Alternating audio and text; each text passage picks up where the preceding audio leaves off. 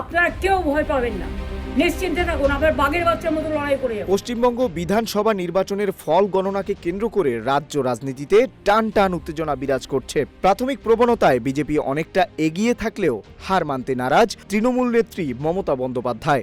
BJP জয়ের সুবাস পেলেও তৃণমূল নেত্রী মমতা বন্দ্যোপাধ্যায় সাফ জানিয়ে দিয়েছেন, পরাজয় মেনে নেওয়ার সময় এখনো আসেনি। জয়ের ব্যাপারে আশাবাদ ব্যক্ত করে মমতা বলেন, আমাদের পার্টির সমস্ত কর্মীদের বলবো, অত মন খারাপ করার কোনো কারণ নেই। আমি বলেছিলাম সূর্য অস্তের পর আপনারা জিতবেন, ওয়েট অ্যান্ড সি। আমরা সবাই আপনাদের সঙ্গে আছি, কেউ ভয় পাবেন না, আমরা বাঘের বাচ্চার মতো লড়াই করে যাব।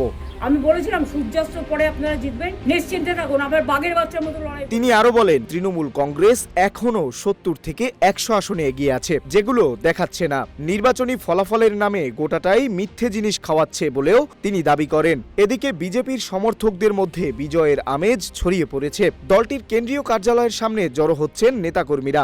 সেখানে আয়োজন করা হচ্ছে খাবারের। এখন পর্যন্ত গণনা করা ভোটের প্রাথমিক ধারণা অনুযায়ী বিজেপি এগিয়ে আছে 195 আসনে, আর তৃণমূল বেশিরভাগ আসনে পিছিয়ে।